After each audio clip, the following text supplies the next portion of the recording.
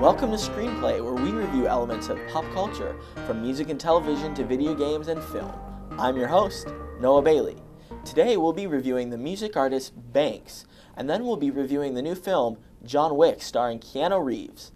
Sam, you reviewed Banks. Tell me about her. She's a solo artist. Her full name is Jillian Banks, but she just goes by Banks. That's like her artist name, I guess. She has a really different sound. She's kind of described as like a little bit R&B, and then I looked it up and someone defined her as like trip house or something like that. I don't know what that is. But she has a really different sound. She's unique. She's not just like another like pop princess or something. So that's why I like her. Okay. Very cool. Now, has she come out with a new album as of lately, or? Yeah, she had her debut album, which I think was just a couple months ago this year. It's called Goddess. It's her first album. It's really good. It's a full-length album. I think there's also like a couple bonus tracks on the album too. She had a couple EPs before, but this was her first like big standalone album. Now, does she identify as being an indie artist, or because I haven't heard any of her music on the radio, and I personally haven't heard of her before. I think she was more described as indie. I think she did a lot on her own before she was signed to like an actual record company just recently.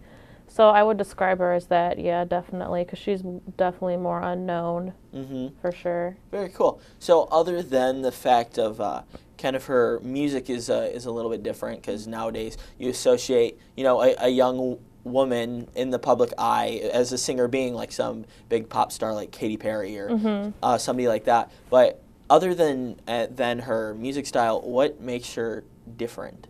I think like her whole look really and her sound, like I don't know, her music video is really different. It's something you should check out and you can really see like the whole thing. It's like I found her on YouTube actually because it was like 2 a.m. and I always end up just scrolling random videos on YouTube. We all do that. Yeah. And I saw a thumbnail on the side of a music video in black and white, and I was like, oh, this looks cool, and I just clicked on it. And from like the first 2 seconds of the song, like I loved it. Like the sound was just different. Like her beats are different. They're like kind of syncopated. I don't know. And she has like a really different sound. Like different melodies. I don't know. It's hard to describe, but like the whole package is just unique and different. Very cool. Now, kind of going off of this, but over the course of this show, we've definitely reviewed a lot of more indie artists that seem to be rising into the spotlight, whereas before you mentioned the word indie and people would not know what you were talking about. No one would know indie bands, and it had a certain stigma of just the people who were really into music knew about them, but now it seems like common everyday people know a lot more about indie bands. Do you think that we could be expecting more people like this, or do you think that this is just a phase and we won't know about indie bands in another 5 years? What do you think about that? I think so, because it's been pretty steady within like the past while where new people have been coming out. So I think people, well, me, I know I do, but like maybe get sick of hearing the same thing over and over, and maybe are searching for new people, and that's how they happen upon this. Like that's what I do. I'll like look and try to see. So I think we'll keep seeing new people for sure, hopefully. Very cool. Yeah, people are definitely, in my opinion, at least is what I look for.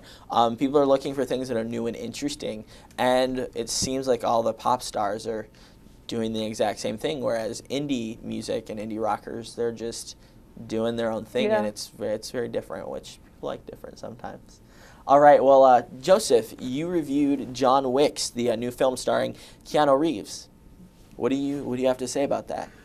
It's an action movie, and you'd be excused for thinking it was your standard action movie fare just off the commercials and such, but after watching it, I have to say it's one of my favorite movies of the entire year. Yeah. It's a surprisingly intelligent, surprisingly just well-made action film.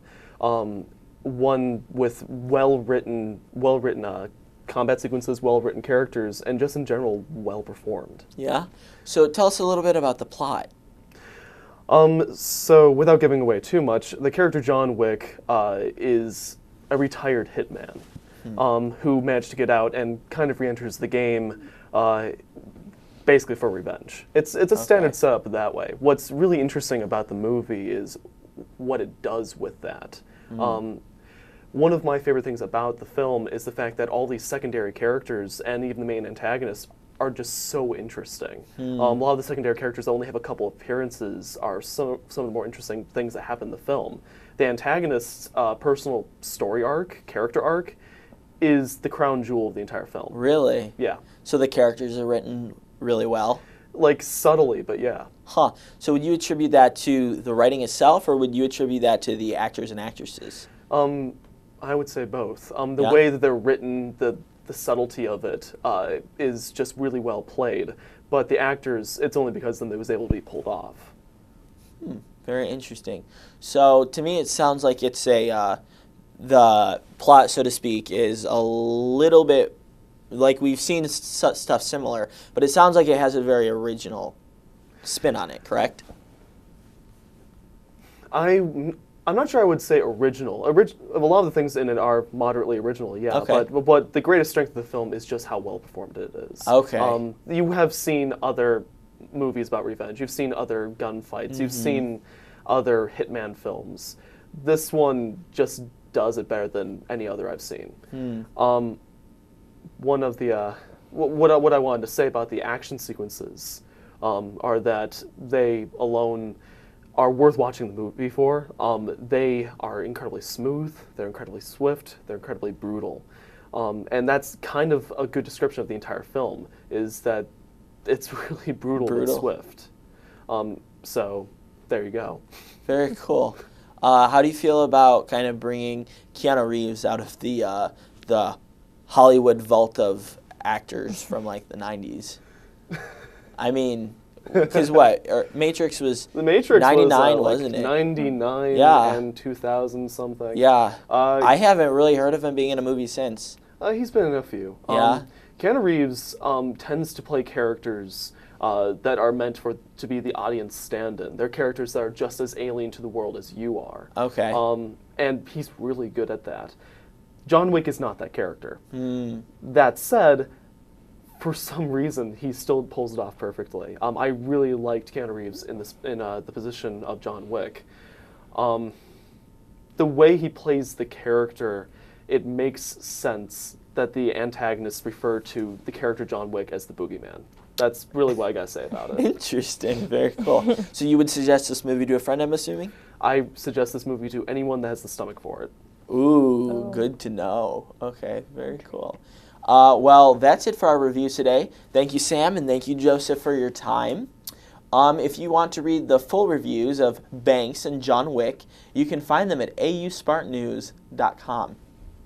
Now, earlier this week, AU Spartan Media held its launch party in the Dunham Atrium.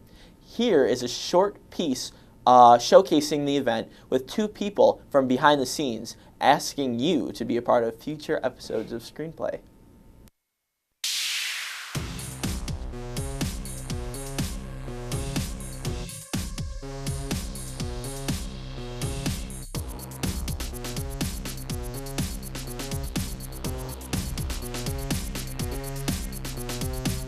ScreenPlay is a very fun show, and if anyone wants to come out and do a review for it, feel free. And it's pretty awesome. We have a really cool group of guys, and it's really, really fun to do. We have a lot of cool activities. We do ScreenPlay every week, where we review different movies or different things in the arts and entertainment world. So music, movies, different things like that, video games. So we review those and put those on the website. We definitely want to have more student body involved, so come out and try to be involved with ScreenPlay. All right, and now it's time to switch over to our last thoughts, where we discuss current events and pop culture. Today we'll be talking about the Aurora University's production of Almost Maine, which opens tonight. All right, so are you guys planning to come see Almost Maine at Aurora University? Totally. I've actually been looking forward to the play. A number of my friends are in it.